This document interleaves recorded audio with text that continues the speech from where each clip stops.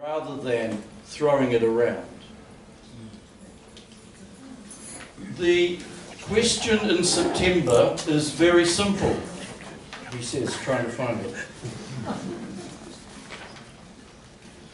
The proposed question, and you can find this on the website, is: do you support the proposed cannabis legislation and control bill? Yes or no? That's the referendum question. That implies quite a lot, really, doesn't it? So tonight is part of that quite a lot. I'm told that in April we will all get a mail out from the Justice Department outlining what's in the bill, so that while it's just a piece of white paper to you and I right now, we will know more about it in April. So this is a first crack, really. So the way it'll work is that Hariti, then Joe, then Nandos, and that's Chester. Nandos, sorry, Nandos. He's used to it. Yeah. Then Chester, then Fiona. We'll have 5 minutes to say something, and then we'll go from there with some other things.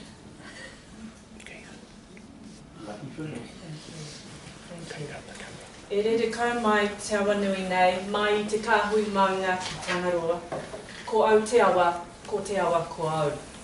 So I greet you all this evening as mana whenua of Whanganui, and I do that drawing on the reference to how we all treasure our Whanganui River as a life source and a source of well-being.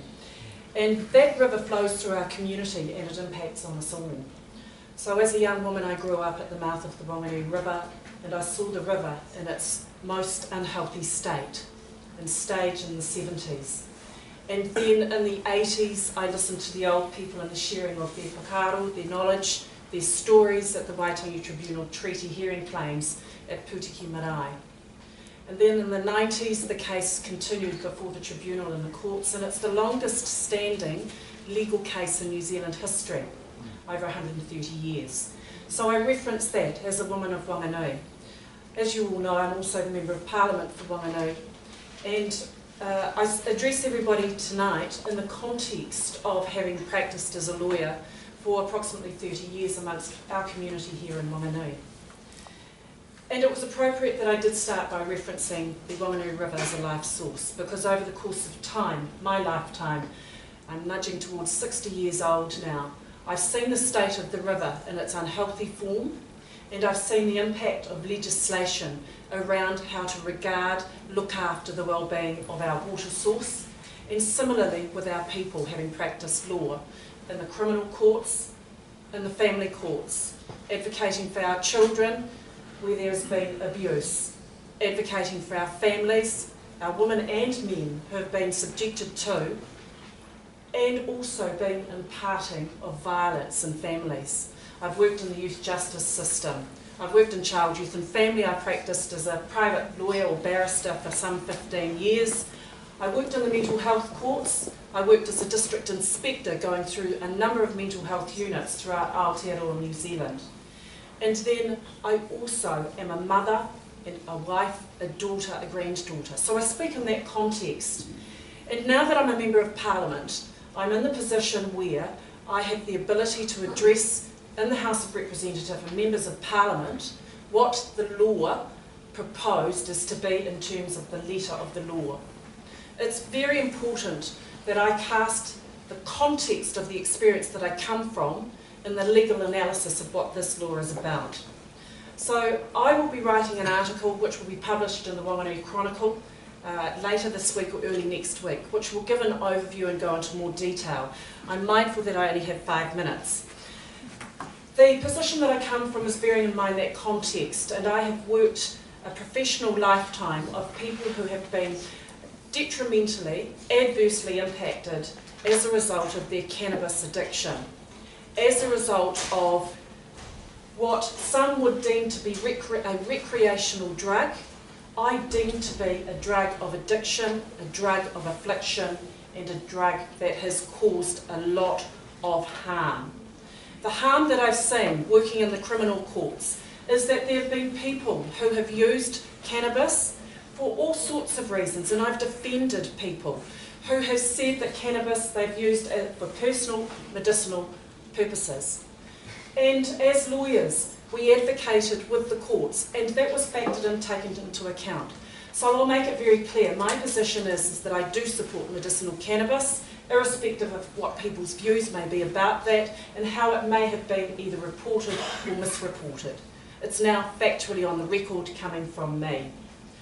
I also support decriminalisation, which is very different to legalisation. And the difficulty is that general members of the public or lay people who have not worked in the area to understand the difference, and my article will address and cover that, is that legalisation is taking it way much further. And the concern that I have associated with that is that the people who have used or accessed this drug by way of more than recreational use, and I look amongst our audience this evening, and the very people who I advocated and represented are not present here this evening. Yes, we are. So I speak from that context. Some of you, I acknowledge that. However, I glance around the community that I've represented and advocated for all of my lifetime in that space, generally are not here this evening.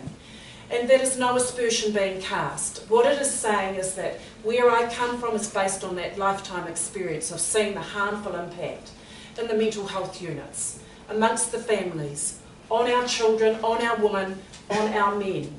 I have seen and I've advocated in this space where it is well known, not just anecdotally, but in terms of the evidence that is there coming out of our mental health units, and I have worked with psychiatrists, I have advocated for the afflicted, and also as a mental health inspector, that a precursor of many mental illnesses is substance-induced psychoses, and other speakers will address that, but further to that is the violence that comes with that. This, in my view, in terms of the regulation of cannabis, if it is to be legalised, is not going to address those issues in a regulated, controlled way. Decriminalisation, I'll refer to Chester to address that further. I could speak for another 10, 15 minutes. Thank you.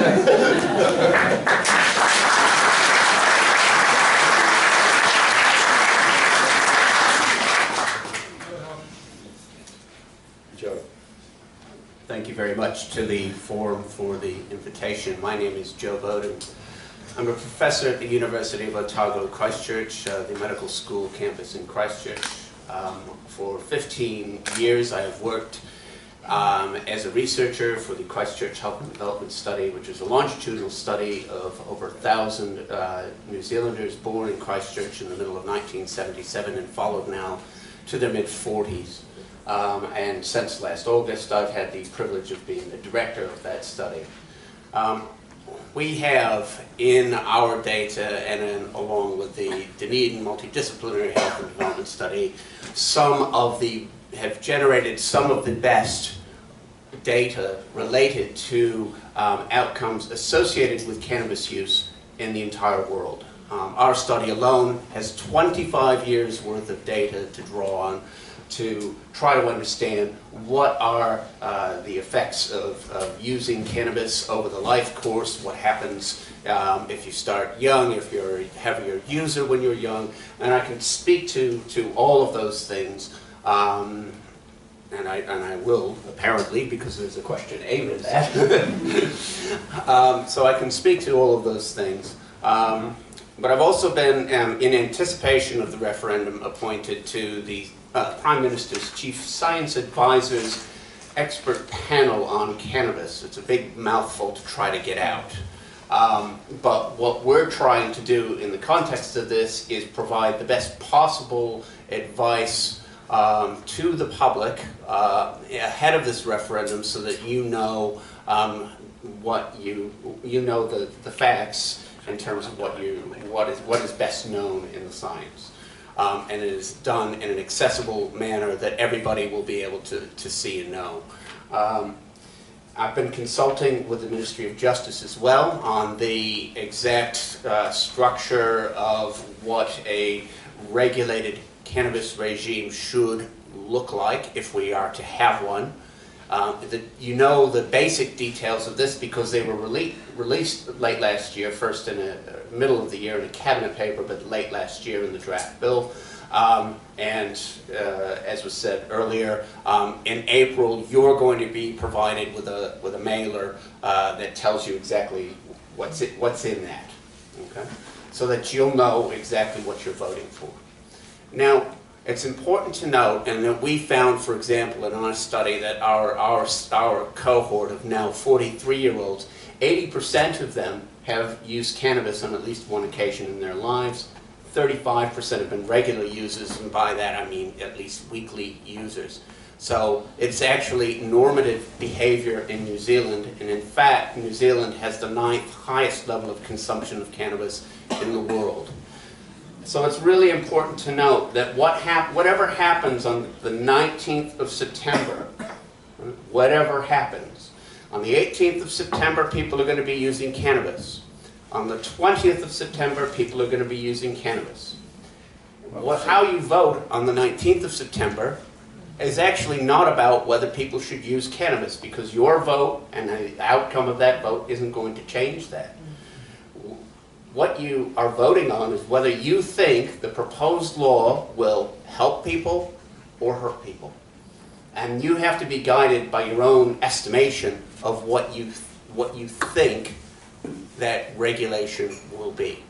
And so, since we all get to have a choice, we all get to decide how we're going to vote, you've got to make your mind up around those things. I'm quite happy to engage with whomever wants to, although I'm being whisked away at the end. I've got a 6:15 a.m. flight, I'm afraid. Certainly I'm going to be continuing to do events and speak throughout the year, and I'm quite happy to engage with people via email or however you might like to do that. Because I think the worst enemy that we have in all of this is misinformation, right?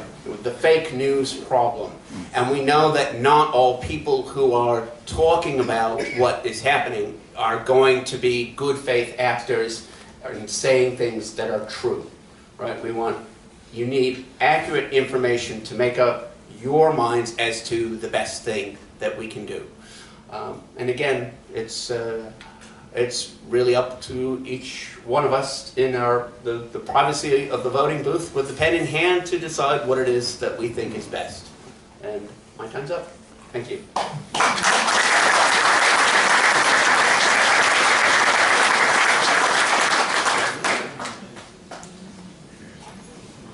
So first of all, I greet you in the name of the Creator, the Most High Jah Rastafari.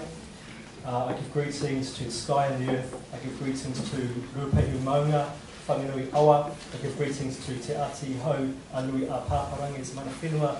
And I greet us all who are here today, gathered to discuss and learn about a very important topic. And I especially want to thank the Science Forum and Frank especially for organising tonight, because I think it's really important that we have these kind of opportunities to engage in these discussions collectively.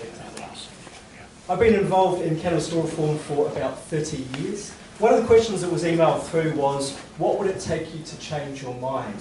I think that's a really pertinent question. I think it's really important that we remain open to evidence and information and are able to actually question our assumptions. And if I think about my 30 years as a cannabis activist, cannabis law reform activist, there's a couple of ways in which I have changed my mind I'd like to share with you. The first one is, for a long time I believed that cannabis was harmless. All the people I know who used cannabis had no problems with it. The people I knew who drank often drank to excess, many of them were addicted, had severe health issues, mental health issues, and when they got drunk they were often a danger to themselves and other people. None of the cannabis users that I knew were like that. The most dangerous thing they did was raid the fridge and sit in front of the TV. Or maybe paint a painting, you know, God forbid. But over the years, talking to people, I realised there actually are people who have very serious problems with cannabis, and we shouldn't diminish that. It's a small number of people, but those problems are very real. And so we have to make sure that whatever policies we introduce don't increase harm, that they actually decrease harm. And I suppose that's one of the reasons why I'm still strongly convinced that we need to change the law, because I don't see how, if someone has a problem with cannabis, giving them a criminal conviction is going to help them in any way.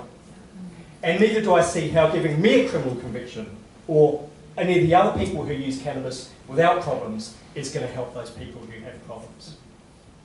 So, so that's the first thing. The other thing is that one of the things I've changed my mind on is this legalisation versus decriminalisation issue. When I first got involved, I was strongly convinced that decriminalisation was the way to go, to remove criminal convictions. I'm a Rasta. For me, cannabis is a sacred plant. I don't want to see it exploited. I don't want to see multinational corporations selling it in the shops. I don't want to see any of those things. So I'm strongly supportive of decriminalisation. But I've come to the view that I was unrealistic in doing so. Because what I've come to see is that if you allow people to use cannabis, but you don't allow them access a legal way of accessing cannabis, you simply keep in place some of the worst problems of prohibition. So we stop the criminalisation, and that's a good thing. We know criminalisation impacts employment, it impacts education prospects, it impacts housing, it impacts travel, a whole load of things. Criminalisation is worse, creates more problems than cannabis itself. But that isn't the only problem. If we leave in place the illegal market, because that's the only way for people to access cannabis, we leave in place a massive, reliable source of funding for gangs. It's easy money. Not just money, but it's an easy way to recruit prospects. Getting young people to sell cannabis to their mates at school is the easiest way to bring people into the gang culture. So we have to address that. We know that there's the violence around prohibition. Farmers are afraid to go to parts of their farm because of the booby traps and the things like this, because of prohibition. You go to any intermediate school in the country and ask the kids there, how many people know how to access cannabis? And most of them will put their hands up at intermediate school in our country. Because there's no age limit. You can rock up to a tinny house in a school uniform and get served. So we have to go, how do we start to control this market? How do we put in place an age limit? How do we put in place controls over what's in the cannabis? And how do we make sure people, when they buy it, they know what they're buying, they know what the THC levels are, how strong they are, what are the different cannabinoids, and all these kinds of things. So we actually have to create a regulated market if we're going to address some of the most significant problems of prohibition. The last thing I'm going to say in my last 30 seconds is we can discuss the science of cannabis, and it's important and we should, but at the end of the day, it's not a science question. It's a question of our values as a people. Do we believe in fairness? Do we believe that adults have a right to have responsibility for their own lives and their bodies? And do we believe that if people have problems, we should help them, not punish them? That's really what this is about. Thank you.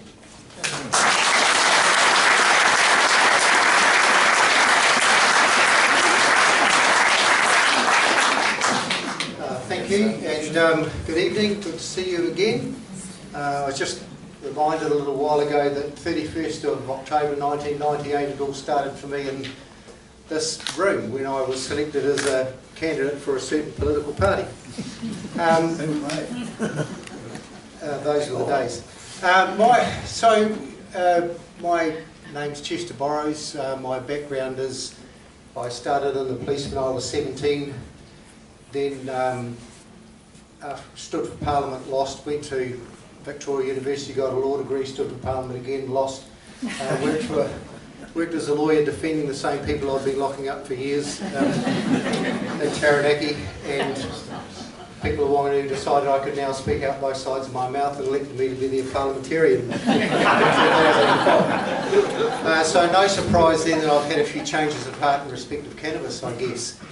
And what's driven me to that is to recognise that, mainly a number of points that Nandal made, and that is that the unlawfulness of cannabis, I believe, actually has a much more detrimental effect on the users of cannabis than actually the drug itself. And what we are finding then that yes, it is harmful to a number of people. A lot of them are young people, especially if they're smoking young, and if they are young, they do a lot of things when they discover how much fun it is, fast and furiously, and so they're not thinking that they might have a joint after work or a joint after school and then that'll be it. But it's a different game. But when you look at those people who, for instance, cannabis has become part of their recreational activity, actually their performance, if it's kept in perspective, is pretty much the way it normally is. I have to admit that I've never smoked cannabis, probably because I was a police cadet at 17 and a half, and so I was scared stiff of doing anything that could possibly be against the law. But when we just look at some of the places that cannabis has taken in our society and the criminals it's made of people who really haven't committed a criminal act but for the legislation or a detrimental act in respect of those around them, then I think we have to look at who's targeted. When you look at people who are appearing before the court on charges in relation to cannabis, they come from the same group of people within society who appear for everything else. Actually, they largely come from decile communities who are overrepresented in undereducated states and negative health stats and all of those sorts of things as well. I guess if I'm applying my experience as a cop and then as a lawyer, I never went to a domestic family violence incident where the only drug that had been consumed was cannabis. I went to just about everyone I went to, the drug being consumed was alcohol. And alcohol is a legal drug in our community and it's regulated, and that's where I think cannabis should be. It should be legal and it should be regulated. I am also aware when we talk about prosecutions about the skew in prosecutions, and I recall, funny enough, and I recognise that I've been part of the problem because of the way that I responded to cannabis as a policeman. But some of the givens that were just accepted in front of the court were just absolutely ridiculous. What happened if you ever charged anyone with cultivating cannabis for supply, for instance, or possession for supply? But say if we think about cultivation, then some detective sergeant in an ex-provincial town had a brief of evidence where he got up and talked about how au fait he was with the drug community in his area, what the current prices for cannabis was, and that every cannabis plant was worth $1,000. Well, now we know the government pays a hell of a lot for its cannabis. And that's just absolutely ridiculous. And funnily enough, when I changed horses and became defence counsel, what I did was I went back to a guy defending a chap for cultivating cannabis. He was growing it not hydroponically, but in small buckets in a basement under lights, and he was just growing great big long heads. So the detective senior sergeant was giving his evidence that each one of those was worth $1,000, and I went to a guy I previously locked up for growing cannabis on a number of occasions and called him as an expert witness.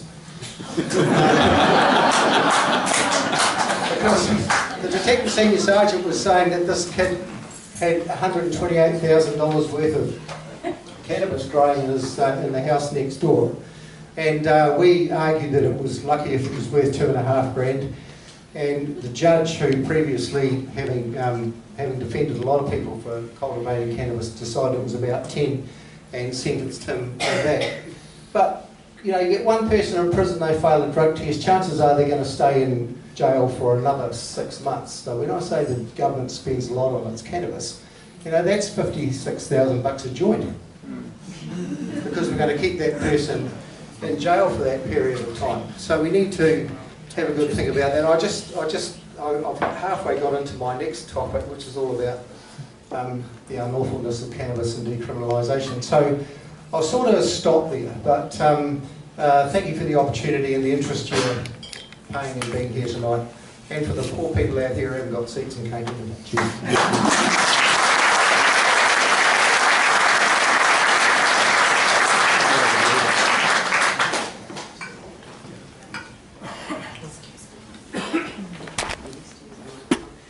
Hear me okay? Yeah? No? More? More? Is that better? Okay, so evening everybody. Thanks very much for turning out to hear us all speak tonight, and thank you very much to the Whanganui Science Forum and to Frank for all their work to bring us all here. It's much appreciated.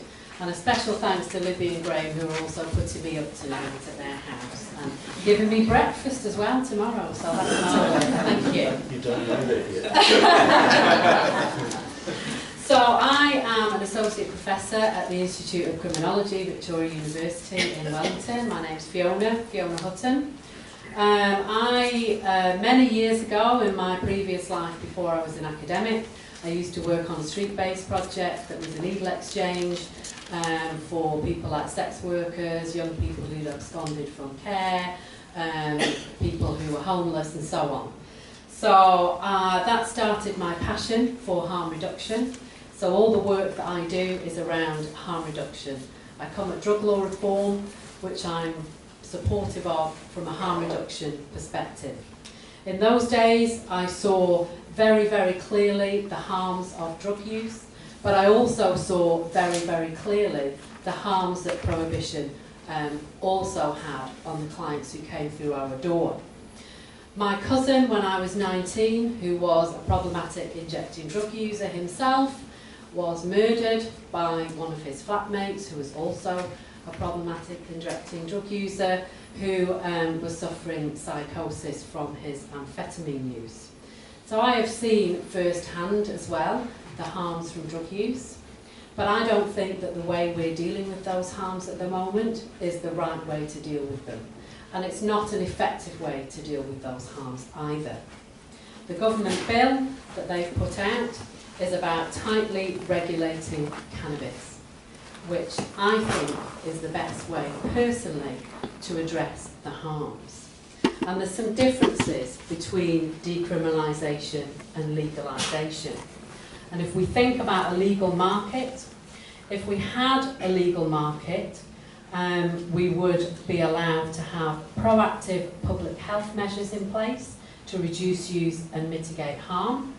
People who grow cannabis for their own use are kept away from the criminal justice system.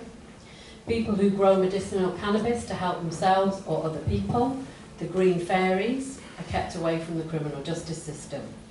We can limit the use of and test products for pesticides and fungicides. We can control the potency of products along with the ratio of THC to CBD. We can control portion size. We can give people information at point of sale about health risks to reduce harm, for example, on the packet and in the store.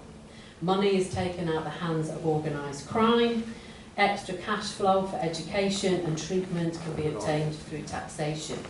And we can also implement things like minimum pricing to reduce use.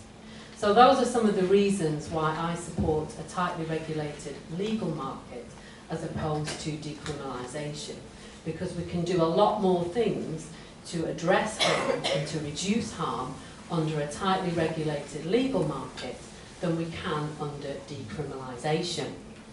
And in my last few minutes, I've also been doing a research project asking people about the effects of their drug-related convictions. And I just want to share some of their words with you. So these are the words of a young man who attempted suicide, and the police were called to his home, and he says, "While I was being treated by the ambulance, they, the police, were harassing me. Where had I got the cannabis from? Where was I going to sell it? And so on." He only had a very small amount of cannabis in his home. They also came to the hospital where I was being treated and also harassed me.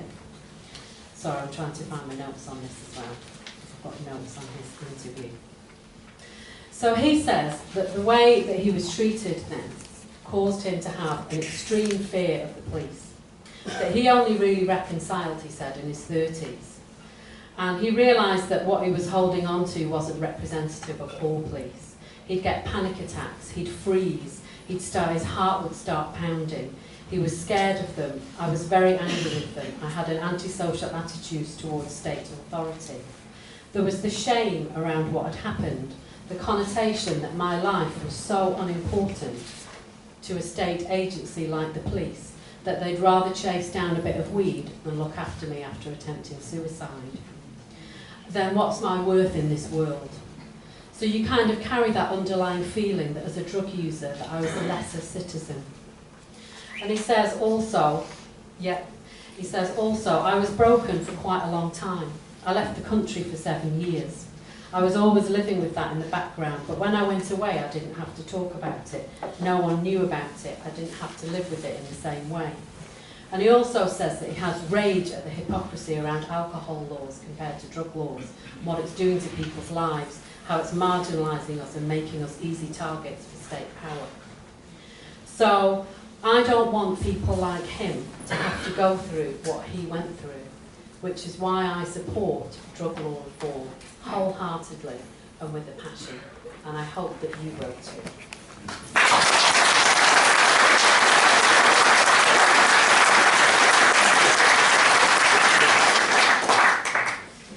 So that gives you a sense of who these people are and the expertise they're bringing to tonight. We're going to be a little more leisurely with them now. 5 minutes is really hard for people who are used to talking lots. So they did really, really well. What we're going to do is, there are some questions that the Science Forum group have thought up, which actually coincided with some of the questions that came in by email too. The first of them is going to be led by Chester and Harati, and I'm not sure which way around you chose. Chester first? Okay. And the question is this: what are your thoughts and reasoning on decriminalisation/legislation? And then there's really another question, and is the current system working, which is interesting. Thanks very much. I want to just start by reading a note that a friend sent me the other day. It's a quote from a guy called Brian Stevenson, who's written a book or a paper called Just Mercy, A Story of Justice and Redemption. And it says, proximity has taught me some basic and humbling truths, including this vital lesson. Each of us is more than the worst thing we've ever done. My work with the poor and the incarcerated has persuaded me that the opposite of poverty is not wealth, the opposite of poverty is justice. Finally, I've come to believe that the true measure of our commitment to justice, the character of our society, our commitment to the rule of law, fairness and equality, cannot be measured by how we treat the rich, the powerful, the privileged and the respected among us. The true measure of our character is how we treat the poor, the disfavoured, the accused, the incarcerated and the condemned. And I guess I'm coming at this question from that point of view, because when we look at all our laws, actually they conspire against a certain sector of society, and it's not something that is attributable right across society. Not everyone is treated fairly. We heard a mantra a little while ago, a few years ago, one law for all. Actually, the people at the other end of the justice system are saying, give us $5 of that, because actually it's not treated that way as it is at the moment. I don't know whether it's your study, Joe, but the Ministry of Justice told us a little while ago that of all the children born in New Zealand in 1978, a quarter of them have got a conviction. And if you're a male Maori or Pacific Island, half of you have got a conviction. Now, if you're sitting there thinking, hell, what went on in 1978? The answer is not much that didn't happen in 1977 or 1979. In fact, that was pretty much the rule of thumb, and some things started changing around the introduction of the Children, Young Persons and Their Families Act in 1989. But largely what happened is that New Zealanders are addicted to punishment. And someone's got to pay, and there's a certain rule or collective conscience or piety that says we've got to treat certain people in certain ways. In actual fact, if 1 in 4 born in 1978 have got a conviction, what does that tell you? Because they're probably living your street. Do you feel any threatened or more threatened or less safe now that you know that statistic than before you did? Because I don't. A lot of those convictions are for those sorts of things that we, in hindsight, would think differently about. Now, for instance, there's a lot more options as far as dealing with people who offend against the law as it's written, which fall short of going to court. But we've got a piece of legislation in the Misuse of Drugs Act 1975 that was written at a time when the country was in panic. If I'm just drawing on my memory here, but I think in 1972 the number of people who were charged with possessory offences, using or smoking cannabis, was about 275. And within a couple of years it was about 175,000. And there was a massive panic. And they wrote a piece of legislation called the Misuse of Drugs Act 1975. And it wasn't fit for purpose at the time it was written, it certainly isn't now. But as a result of that, we've seen hundreds and hundreds of thousands of people appearing before the court. Not only that, so many, I forgot, I need, Rob, you're going to give us a ding or something. How long do you want? I'm just warming up. But unfortunately, with all crime, especially low-level crime, especially with the young and especially with the vulnerable, there's this little test that goes along called the attitude test. And the attitude test is actually in the jurisdiction solely of the police person who's attending at the time, or the enforcement officer, no matter what they are. And so we ended up with lots and lots of people who are gaining convictions and notches on policemen's belts because of the attitude that they had in respect to the way they responded to that. So when I was a police officer and I'd go to a house and execute a search warrant looking for anything, but maybe it was drugs, and you'd find a few plants growing in the garden, you'd find a bag of cabbage in the hot water cupboard, and you find a little bit of head, and then you find a few roaches in an ashtray, and you'd find a clip and a bong and a pipe and spotting knife and that sort of stuff. And so what we would do was gather up the implements and take them away, flush, well, what I would do anyway, flush the cabbage down the dunny so I couldn't get accused of taking away and smoking it myself, and charge him with the plants that he was cultivating and maybe the head, that was it. And what happened seems to be happening now, although stats have come out recently to say there's less and less charges going, but it wasn't what I was viewing in the court, is that people would come out with 8 or 9 charges as a result of that same warrant. So they get charged for the knives, they get charged for the pipe, they get charged for the roaches in the ashtray, they get charged for the cabbage, charged for the head, charged for the plants. Now, that person may not go to jail at that stage, but if that happens 3 or 4 times, and remember we do talk about an attitude test, and you know, we tend to hunt where the ducks are, so there'll be another visit to that address just coming into Christmas the following year, or around Easter. And what will happen is that guy will go for the same thing again. And he will come from that same portion of society that's been underrepresented and overrepresented in all the negative stats and underrepresented in those positive things, with far less options than what others within the community might have. So just like with alcohol and abuse of alcohol, for instance, a person who gets caught who's in the middle class and able to pay for their own lawyer, and then able to choose a lawyer who's going to do certain things for them and be able to work harder for them because they're being paid, they're not reliant on legal aid and those sorts of things. Not saying that legal aid lawyers aren't worth their salt, but I'm just making a comparison. That person has got a hell of a lot more options than someone who doesn't. So the person who can't afford representation goes along, relies on the duty solicitor and ends up getting what they were going to get in the first place. So my concerns around the legalisation really are that it's not an even playing field, because actually people are corralled into court on these sorts of charges just like they are all other sorts of charges, and they come from a different sector of society and they are more negatively treated. Secondly, if we look at in relation to alcohol, legalisation and regulation is certainly the way to go, because just like with alcohol, and the points made by Fiona earlier, there are certain ways to regulate that can take effect of that. The negative things around cannabis tend to all manifest themselves within health concerns rather than legal concerns, and I think the unlawfulness of cannabis, which then gives someone a criminal conviction and then prevents them from another of other activities in their lives, which would leave them and society in a much better place, or withheld because of the fact of the conviction, which to my mind seems ridiculous. Thank you.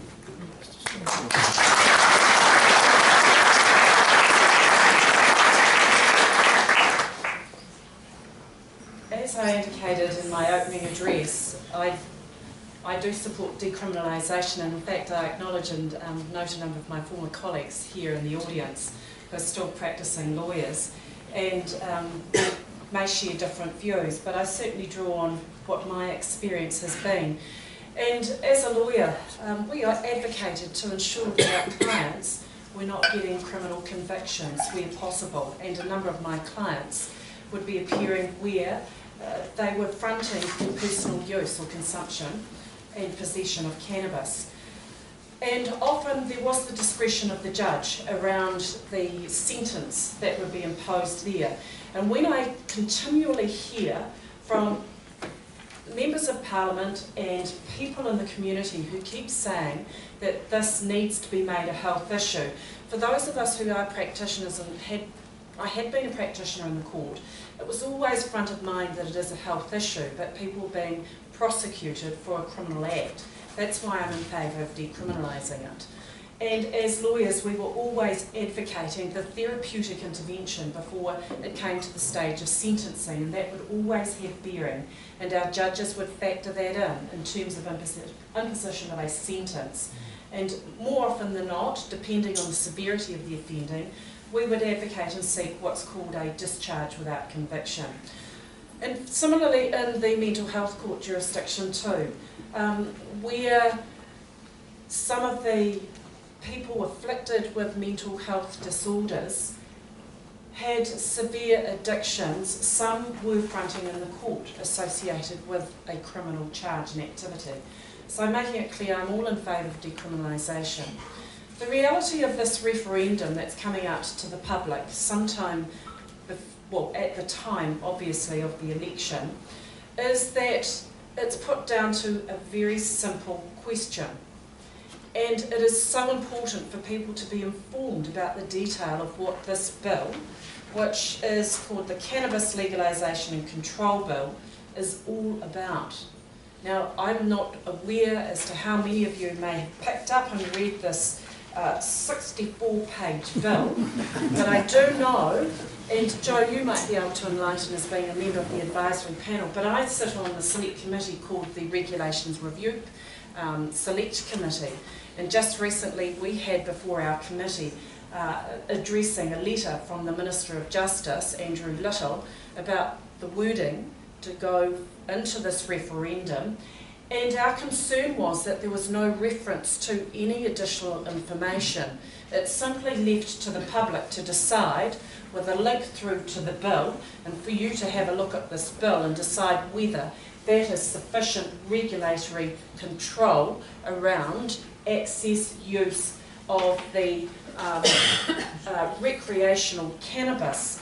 So my legal mind, of course, turns to, and it's clause 3 under this bill, it talks about regulating and controlling the cultivation, manufacture, use and sale of cannabis in New Zealand, with a whole lot of other elements. How many of us are actually going to go through a 64-page bill to get to understand the implications of this, and how far the control and regulation of access, use, control, manufacture, sale of cannabis is going to be? So it's interesting that part of the discussion we had in Select Committee was to provide an explanatory note and a summary of core elements within this bill. We were denied that opportunity, so I'd be interested to see what supplementary information there will be by way of link to a website for members of the public, lay people in the main, some of us more skilled to drill down and see what is actually lacking in this bill. Listening to other discussions, presenters this evening, I do see that there are merits around the strict control in terms of that legalising. Certainly under this bill I'm not in favour or support of it, because I still deem what I've looked at, it's too loose, it's too irresponsible in terms of those very people who I've represented for the 30 years that I practiced as a lawyer, and I'm still representing as a Member of Parliament as well. I also wish to draw to the public's attention is that this bill is legalising cannabis, and it talks about recreational use. It's not the medicinal cannabis which is supported across the parties in Parliament, but recreational use. There's no actual definition around that. My concern, and I talked about recreational use for many, goes into an addictive form, and I concede that that has been combined with alcohol, but there's no addressing issues such as driving impaired, drug-induced driving impaired, how to control that, without going into too much around politics. There's a lot of rhetoric associated with this bill, and freedom of being able to choose, and it's all very much premised on individual entitlement. I come from a concept in the lens of whānau ora. This is about wellness, and I reflect back to my analogy drawn to the life source and flowing water source throughout our river. And that connects us to families and communities, and it's about the wellness within our communities. We have members in the House, we have certain parties who are decrying and deploring the fact that we have a terrible mental health crisis in this country, that we have the highest suicide rates. We do. How is cannabis going to assist in dealing with that affliction that we have in our society and community? And again, I speak for my Māori community. We have twice the rate of suicide in this country.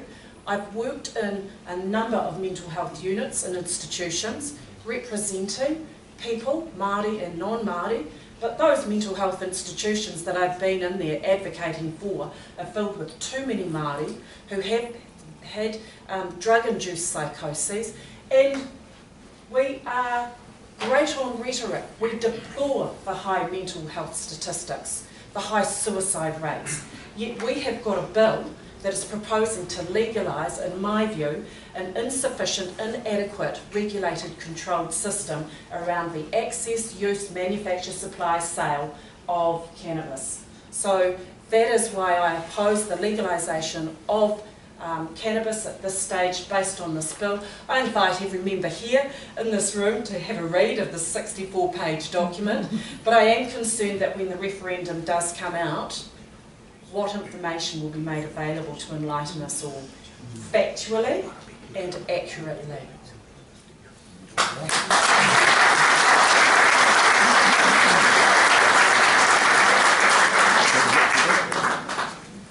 There you go. Your turn, I think, Joe. I believe it is. This is a medical question, so Joe gets to answer it first. What are the effects, both physical and mental, of occasional use, regular use, and in what ways are these effects changed by age, mental state, and mixing with other drugs? It's funny. You've got 2.5 minutes.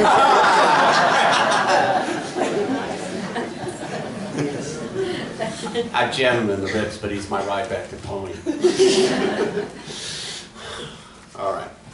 I'm going to try to address this, but in a somewhat loose manner. I'm not surprised, Joe. In a somewhat loose manner. So, as I said, we've got a group of people, now 43, 80% have tried it, about 35% have been what we call regular users, so that's on at least a weekly basis. 15% will meet criteria for a cannabis use disorder, which is commonly what you would call an addiction. And that's over the life course. How it all started with them, when they were 13 years old, we asked them the very first time, have you ever tried cannabis? One person said they had. And then each year thereafter, and from when they were 15, we started asking them how often you've done it, and so on. And those numbers began to climb, as you might guess. It's not a huge amount by 15, but certainly by 18, we had quite a large number. And by 21, pretty much most of the people who would start up would have started up by then. And what we showed were a few things. One is that the people who, when they first had it, reacted very positively to it, tended to go on and become regular users. Right? They decided this was something they enjoyed, and they went on and became regular users. Some people didn't react that well to it, or didn't, you know the old adage that people say, oh, I tried it one time, but it didn't do anything. And they didn't do it again. So really, we're talking, and we looked back when they were 35 and looked at the different paths that they took with this over time. And for the most part, people desisted over the life course. But some people carried on and became regular users over their lives. And some people actually grew into it in their mid-20s, believe it or not. But in terms of addressing the actual question that you're asking me, what we found is that there are three sort of main areas of concern. There's little areas of concern, but there's three main areas of concern in terms of the research that we have done. And the first one is this idea of a motivational syndrome, right? Such that if you're using cannabis, you're less likely to get on with your life, get on with your education, complete your degree or your high schooling, and carry on and have impairment in your work, and be more likely to be in receipt of a benefit and those sorts of things. And what we found is that people who started younger and became regular users when they were teenagers were just much more likely to kind of fall into this hole. And we found the same thing in the area of mental health with specific reference to psychotic symptomatology, in that people who were using more heavily at younger ages and starting younger were more likely to report symptoms of psychosis when they weren't acutely intoxicated with cannabis. There is a real age gradient in that it appears to pretty much disappear by the time they're 25-ish. And the same thing we found with the third sort of area of concern, and that is the old gateway or stepping stone theory. If you use cannabis, you're more likely to use other illicit drugs. And again, there's an age gradient and a use gradient. If you're younger and using more heavily, it was more likely in our data to be the case. So we take all these things together and try to form an idea or a recommendation, and say, if I were to say to my kids are 18 and 16, and would have said, from what I know, I would say, stay away from it till you're about 21. Or maybe a bit older. Because beyond that point, it's quite likely that the health effects of occasional use are not going to be great. And in fact, for people who are in their 30s or even older than that, occasional use is probably pretty safe.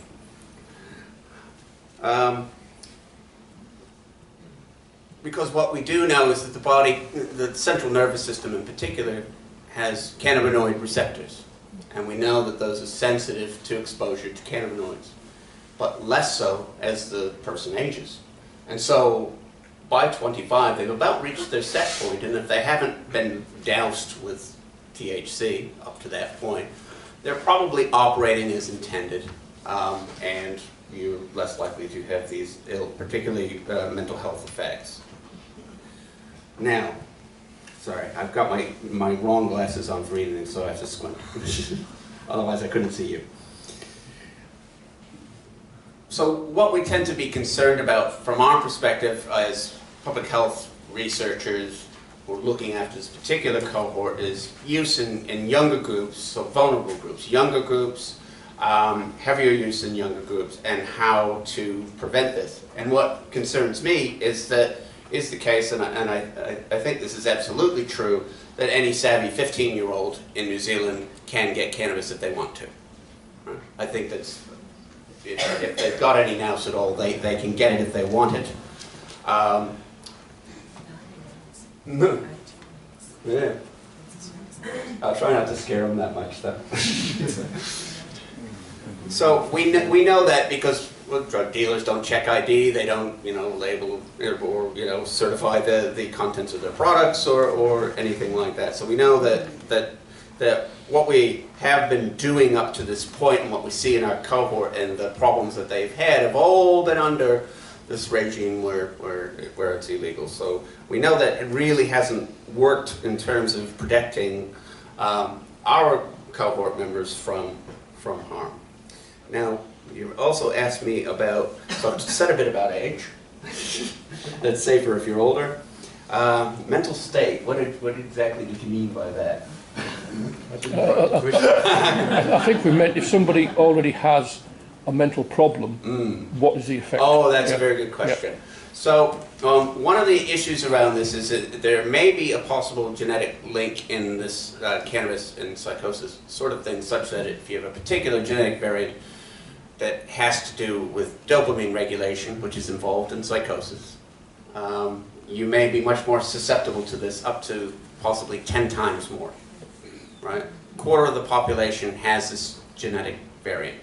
Now, I have to say that science isn't completely settled on this, okay? So other studies have failed to support this.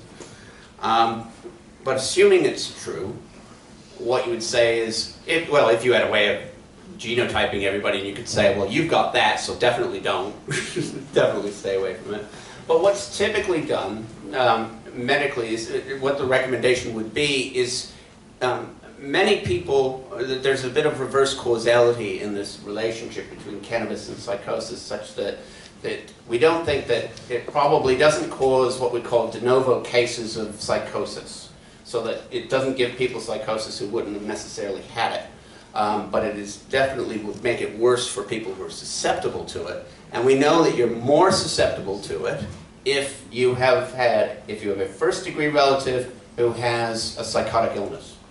So in that particular case, I would say if you have had a psychotic illness, you should probably stay away from it, because it could very much make it worse. And if you have a first-degree relative with a psychotic illness, it's probably a good idea to stay away from it, because you could too have the same genetic architecture that makes you as susceptible. So I would say we would exercise caution in those cases and say definitely stay away from it. Mixing with other legal and illegal drugs. Well, I'm going to guess that there's an awful lot of cannabis users who drink at the same time that they're smoking. Some people don't, you know, the impairment caused by either is quite considerably different. So we know cannabis is not a nervous system depressant like alcohol, so it has a different mechanism of operation. But I'll tell you about one other thing that we published a paper on. We looked at, when they were 25 years old, our cohort, we measured their symptoms of adult attention deficit disorder. So if you had trouble attending to things and mind wandered a lot or you couldn't pay attention. And we looked at cannabis use in relation to this. And of course the people who were more regular cannabis users had more symptoms of ADHD, but we did a more sophisticated analysis. And it wasn't actually the cannabis that was causing the ADHD symptoms, it was the other drugs they were taking, right? Because a lot of the cannabis users were using other drugs, and it was down to the other drugs and not the cannabis that was causing the ADHD. So there's a lot of mixing, of course, and taking different drugs, but one of the things that has stopped us and limits me as a scientist about what I can say about it is the fact of the matter is, with cannabis being illegal for many, many years, and most importantly, illegal at the federal level in the United States. And I say that because, not as a United States person, which I am, but most of the medical research in English that's published in the world comes out of the US. And almost no one can do actual research on the effects of cannabis. People report to us what they use and we correlate that with the outcomes. But the clinical work that would need to be done to really understand these things has not been done. Right? It's starting to be done in places where it's been legalized. And we saw that in Patrick Gower's documentary. He was a participant in a study. So we know that it's starting to happen, but it really hasn't happened. So when you say about what are the drug interactions, most of the time the answer is a blank stare saying, well, we don't actually have that information. So it's a double-edged sword, because we can't study it because it's illegal, but we can't then get answers to our questions about it. And what do we do? So I think that's it. Thank you. Thank you.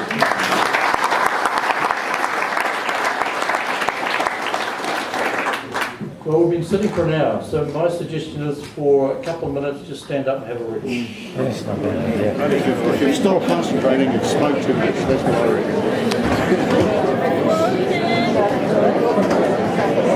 Got one camera B, because camera A is just gone fast.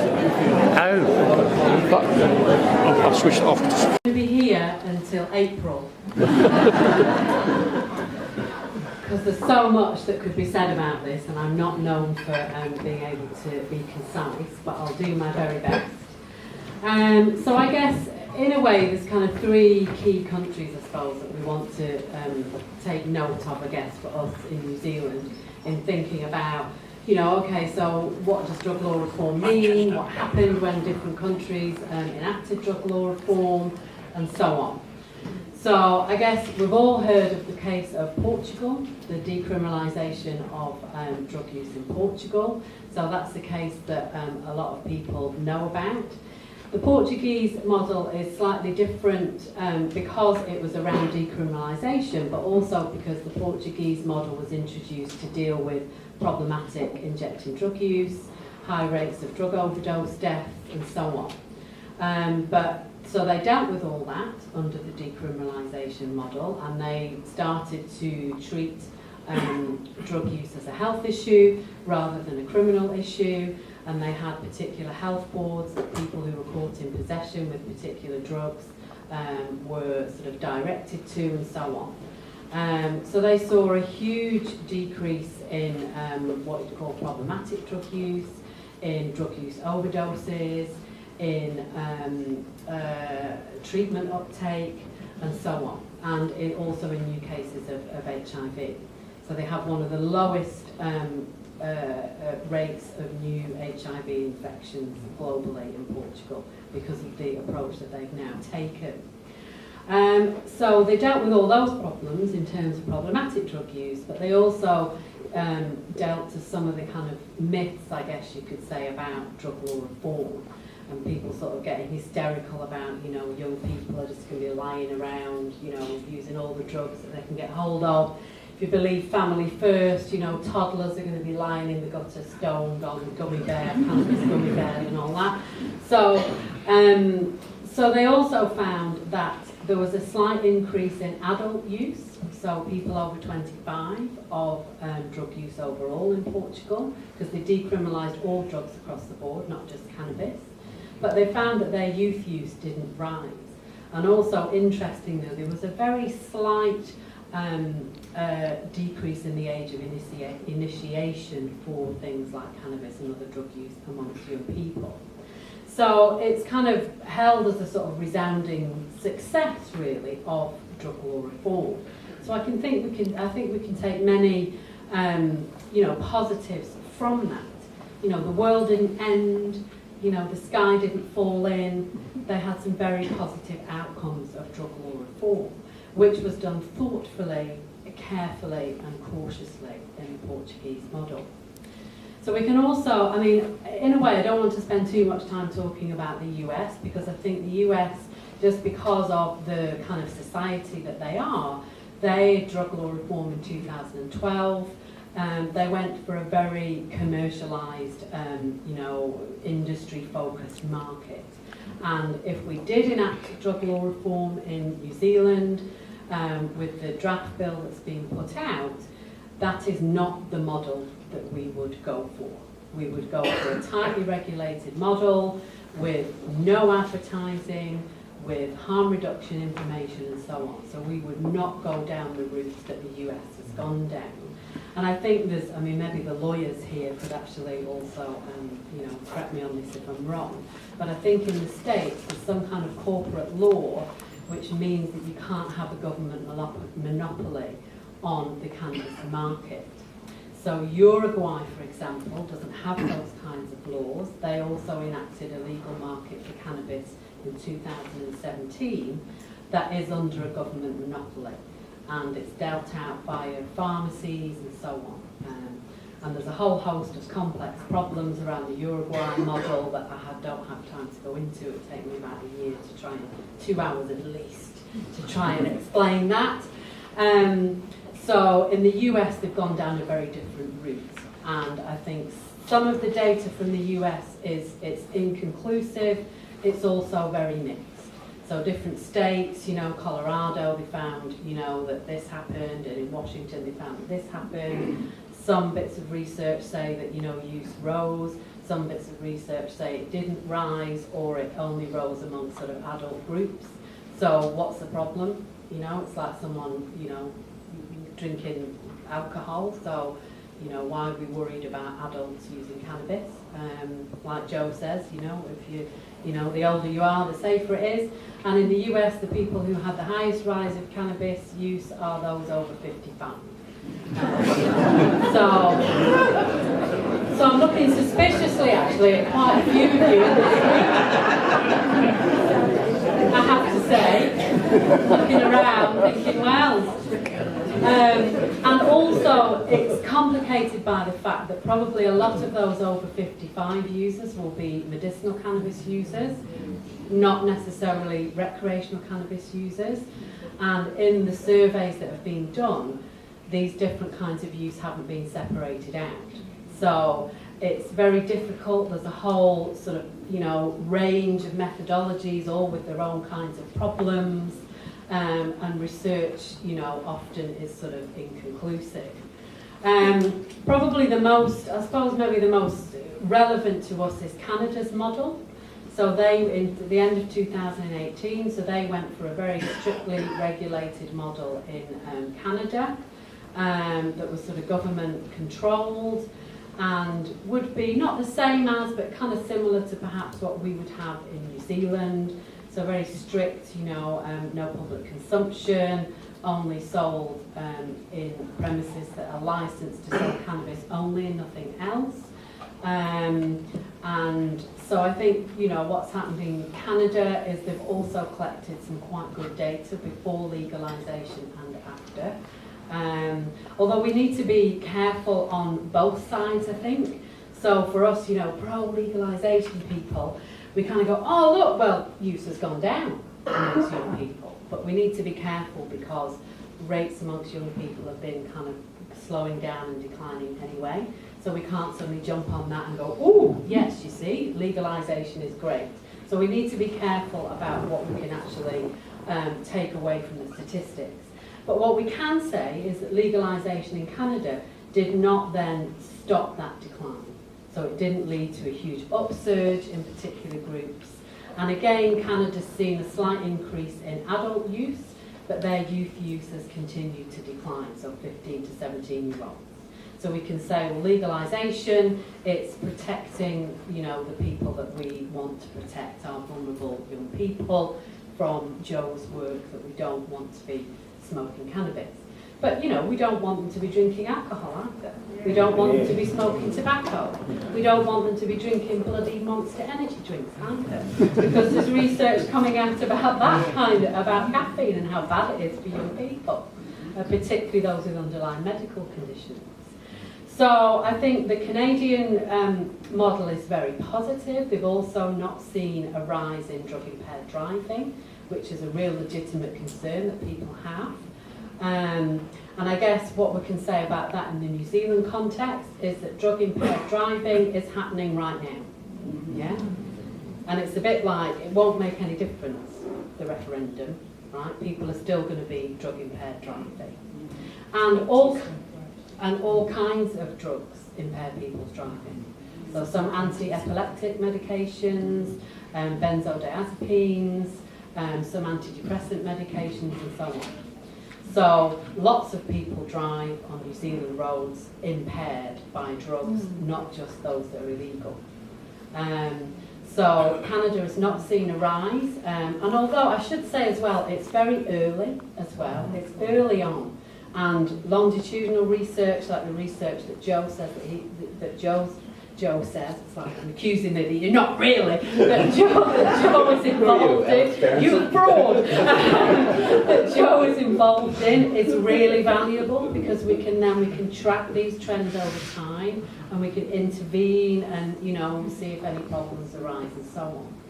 So, and also interestingly in Canada, so daily use, so the most heavily addicted users, haven't increased under legalisation either.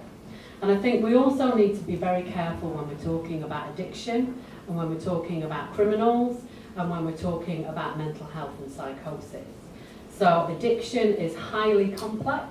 It's not just around substances that people use, it's around a whole host of social, cultural, complex, intertwined factors.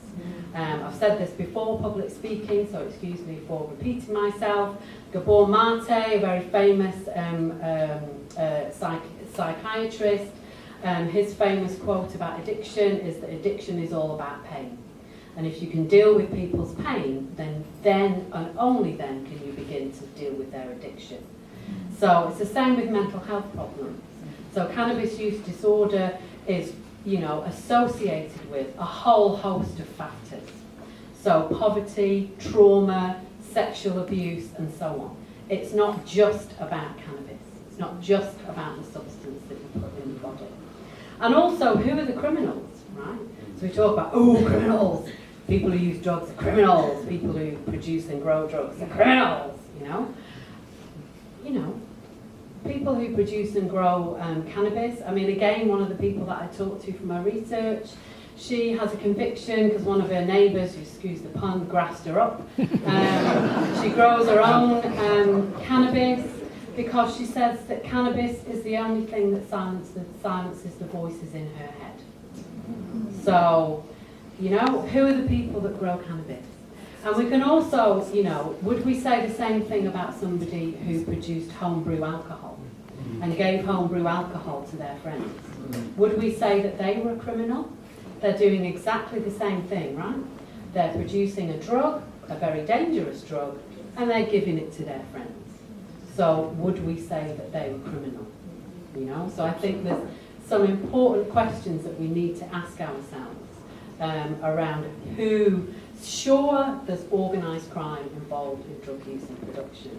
They are not the people that come to the notice of the law. So we don't get the kingpins, we get the marginalised communities that Chester was talking about. We have a massive overrepresentation of Maori in our criminal justice system, and this is also reflected in the statistics for drug offences. Shockingly overrepresented.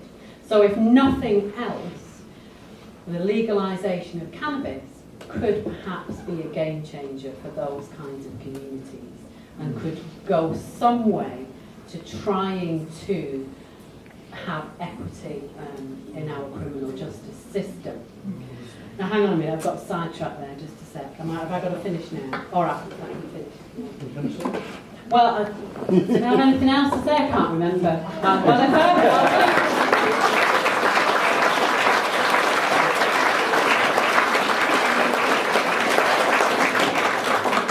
I only met Fiona for the first time tonight. If you give her a microphone. I'm off. I'm unstoppable, you see, juggernaut. Yeah. It's the voices in your head that I know. We're going to finish at 1:45, so we're getting there really well. So Nandor's patiently waited for a long time to have his say now. The questions that, there's two of them really that are not quite interlocked actually, but you can do interlocking things with them. There are a number of different viewpoints about cannabis use. These include medicinal use, a means of recreation, a spiritually important practice, among others. What are your thoughts on these and other reasons for its use? Linked in with that is another question. What do you think are the financial and economic aspects of cannabis cultivation and use? Now we've bounced a wee bit along that road tonight, so it's up to you, Nandor. Thank you. So if I start off on the first of those two, the different kinds of ways that people use cannabis, and I guess what I'd say is that I think it would be unwise to try and draw too sharp a line between those different kinds of uses. So, for example, if we take the medicinal use of cannabis and we We know that there's been medicinal cannabis legislation passed through Parliament, that they're currently working on the regulations for that, working through the details of that, and that's great. But what that will do is people will be able to use herbal cannabis basically if they're at the end of life. And so a lot of people with chronic pain and other kind of chronic conditions won't be able to use herbal cannabis. What they will have to rely on is prescriptions for pharmaceutical grade cannabis, high quality but very expensive. And so what that means is, practically speaking, many of the people who would benefit from medicinal use of cannabis won't be able to benefit from that regime. And so when I say we need to be careful not to draw too sharp a line, because I think many people who use cannabis recreationally, or what they would call themselves recreationally, many of them are actually medicating various conditions. So if you have someone who has a bit of arthritic pain and has a bit of cannabis and it just cools down their pain, it's a medicinal use, but they may see that as recreational. If you have a long, hard week at work, and at the end of the week on a Friday night you sit down on the sofa and spark up a bong and watch a movie, is that medicinal or is that recreational? So kind of stress relief and pressure relief is a form of medication. So I think there's a lot of people who use it medicinally. Actually, I was reminded on the way here that, in fact, the first cannabis brought to this country was Sister or Saint Mary Aubert, other one with Whanganui River.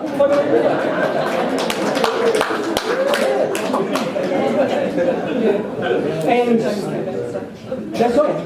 Yeah, hence James K. Baxter, that's right. So, and it was medicinal use. She bought it for menstrual pains for the nuns. So we have this long history of medicinal use of cannabis in this country. So I think, people use it medicinally, they use it recreationally, and I think people use it for all kind of reasons, but at the end of the day, they use it because it benefits them in some way. So it's very easy to focus on all the negative sides of cannabis, and as I've said, there are some very real problems for a small number of people. But most people who use cannabis use it because it benefits their lives, and they enjoy it, and it doesn't cause them any problems. Cannabis users are not kind of nihilistic drug fiends by and large, so they will look at ways to minimise their own harm. For example, a lot of cannabis users will use water pipes and vaporizers and things like that, because it's pretty well established that inhaling hot smoke into your lungs is going to be bad for your lungs, and people will take measures to try and reduce that. And unfortunately, one of the things about the law is it actually increases penalties if you use cannabis paraphernalia. So the law has a disincentive to try and protect your health if you're a cannabis user. But nevertheless, many cannabis users still do that because they're kind of sensible, rational people, by and large. The other thing I was going to talk about, the question asked about spiritual practice, and as a Rastafari, as I've said, cannabis is a sacramental plant, and it's my belief and experience that the way that you approach your use of cannabis has a really profound impact on the effect it has on you. So I use cannabis as a prayer, and I do believe that what I get out of that experience is very different from friends of mine who go to a party and spark up a joint. I don't do that. I don't use cannabis kind of recreationally. I don't use it socially. It doesn't work for me that way. So I think that the intent that we bring to the experience is really, really powerful. And I was thinking about Fiona's talk about the overseas experience, and actually I was looking at a study published by the World Health Organization, I think last year, and they talked about that really the legislation pretty has a negligible impact on cannabis use rates anywhere in the world. They did an international study, and really the law, at the end of the day, makes almost no difference at all.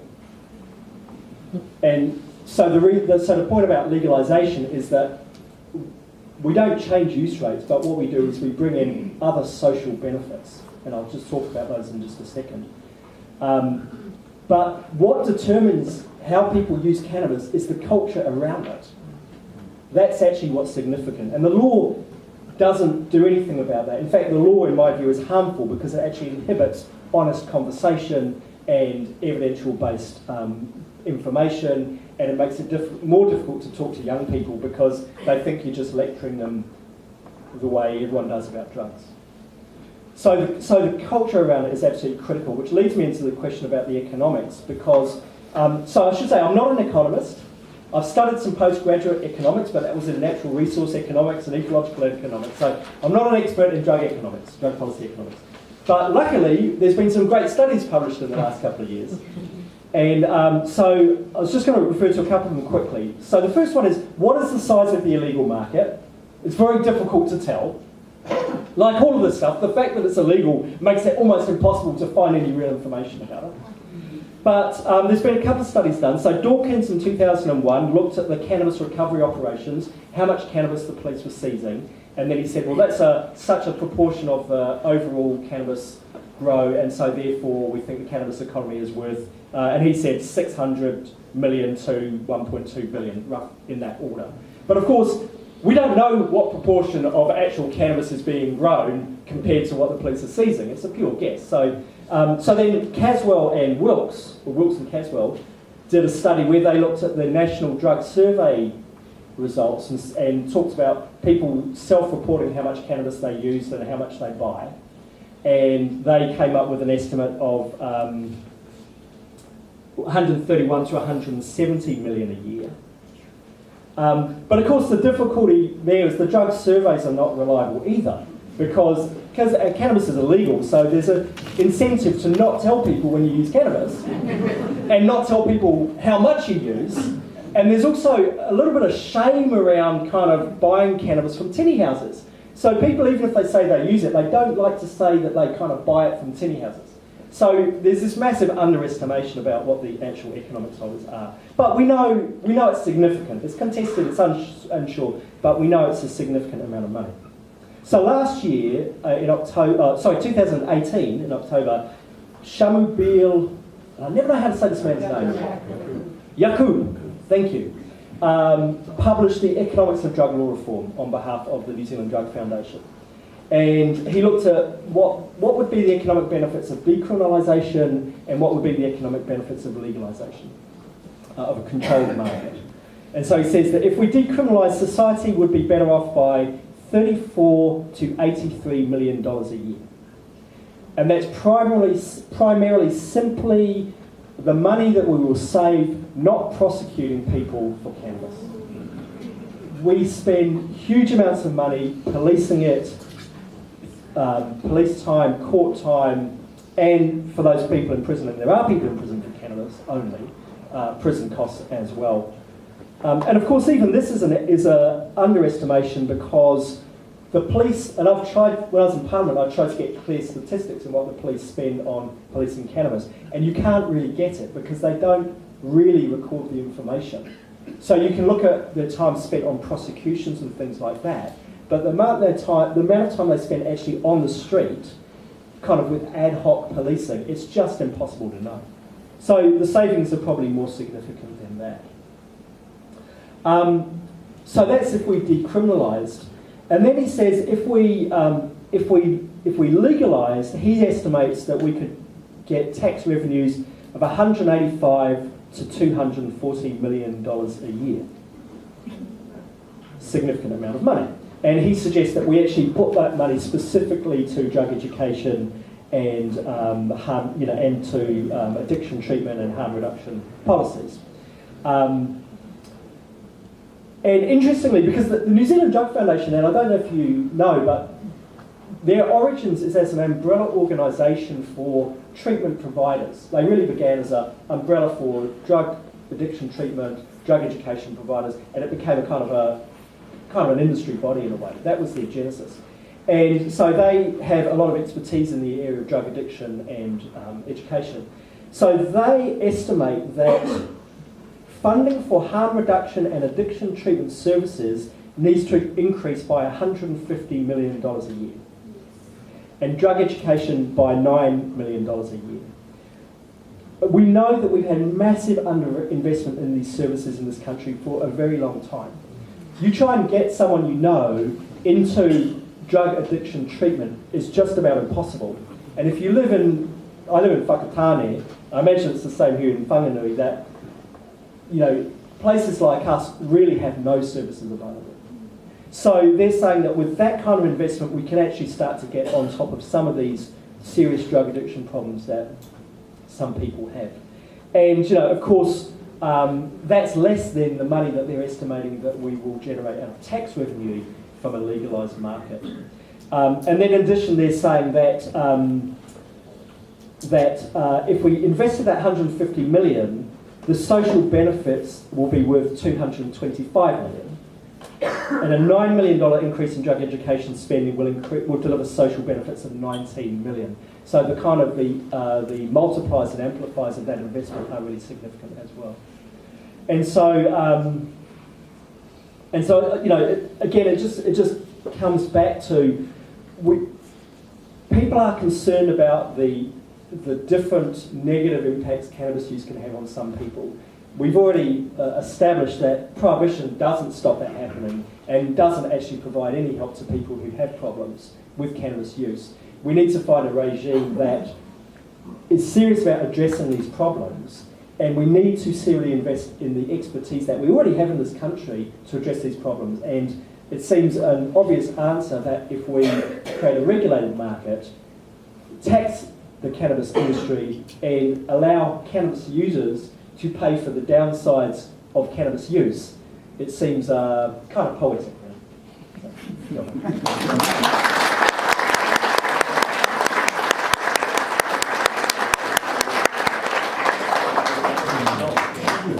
Wow. What I'm going to suggest as we come to the end is that you take just a couple of minutes with each other. What's one thing that you'll take away from tonight?